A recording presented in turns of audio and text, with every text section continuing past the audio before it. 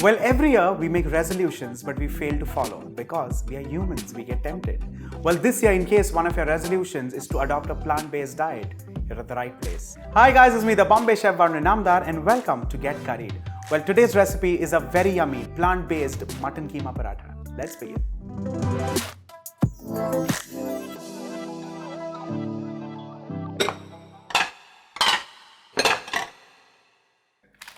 Here I have with me Blue Tribe's plant-based mutton keema.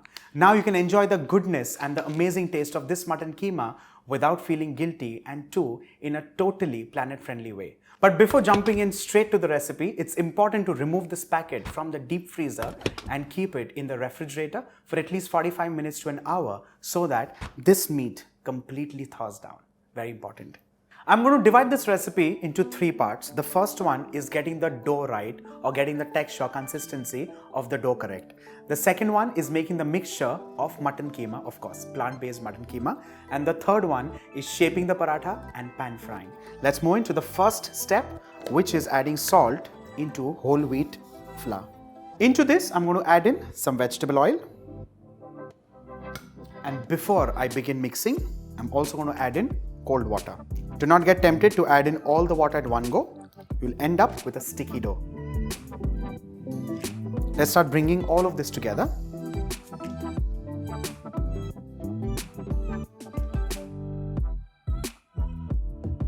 Let's bring this ball of dough together, like so. Knead this into a soft, smooth and pliable ball. Let's put it back in the bowl.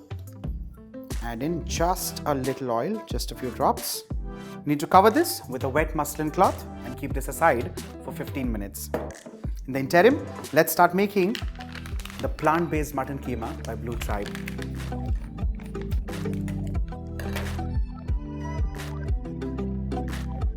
For this, I'm using a 250 gram pack.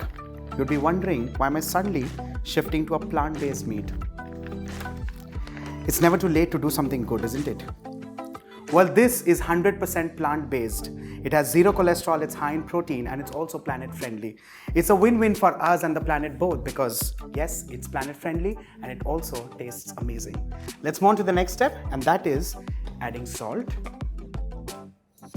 And along with this, I'm also going to add in some spices. In this case, for now, some powder spices. Let's begin with red chili powder, just a touch of it. Garam masala powder, a touch of turmeric powder, crushed ginger, garlic and green chilies, and a touch of lemon juice.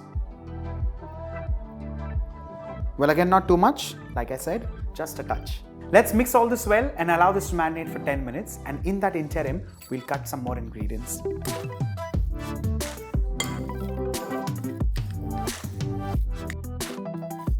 This is done. Let's keep this aside, and like I said earlier, let's start cutting some ingredients, beginning with red onions, of course.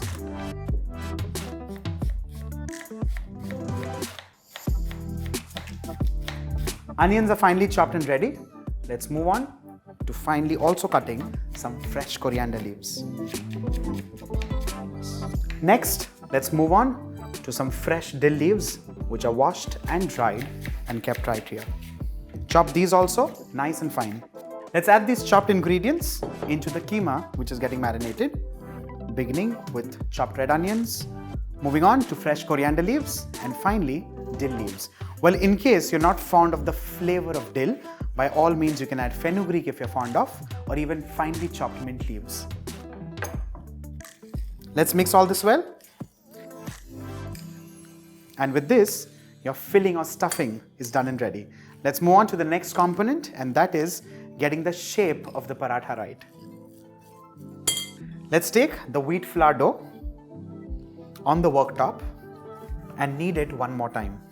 Let's divide this into orange-sized balls.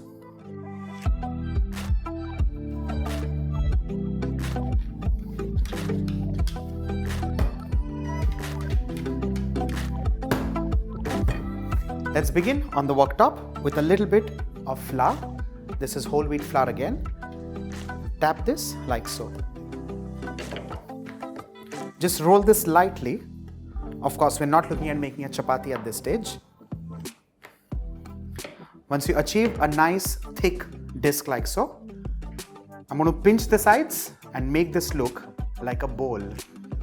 Well, the whole idea here is to keep it a little thick at the bottom and make it thinner at the sides, because of course when you're going to pinch it and bring it all together, it'll be perfect. Once this starts looking like a saucer or like a bowl, I'm going to take a generous amount of the filling. Well, the thumb rule here for me is the same size as that of the dough. Well, in case the filling gets a little more, there's no harm. Let's bring all this together. You need to pinch it with one hand, and with the help of the other thumb, you push it down like so.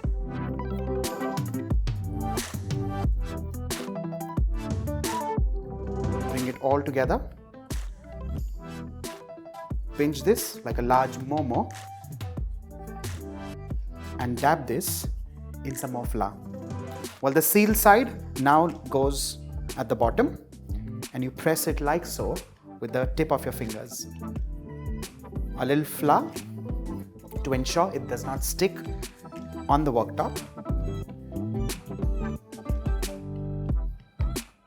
Very gently, we're going to now roll this like so.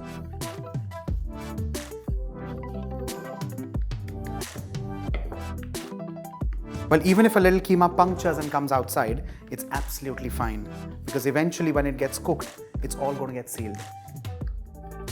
Once the paratha is shaped and ready, let's quickly transfer this on a hot pan.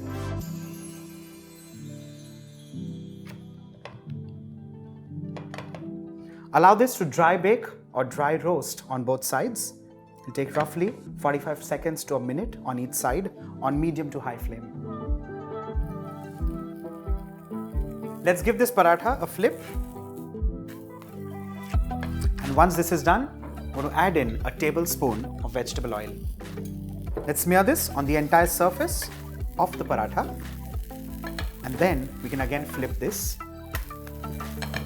and add a little more oil on this side as well.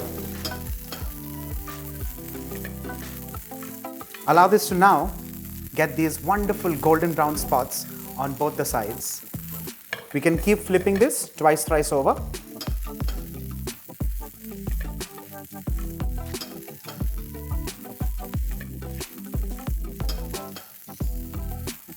With this, our keema paratha is done and ready. Let's similarly make some more.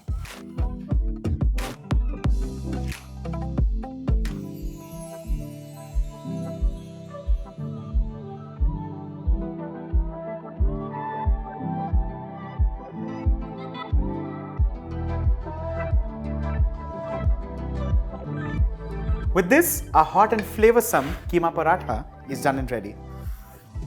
Allow me to cut this and dig in right away.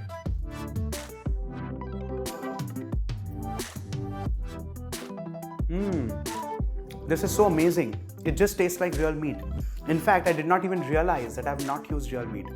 Make this, try it yourself, and share your experiences in the comments below. Well, I'm going to do some more kitchen experiments with this plant-based mutton keema by Blue Tribe. You should try it too.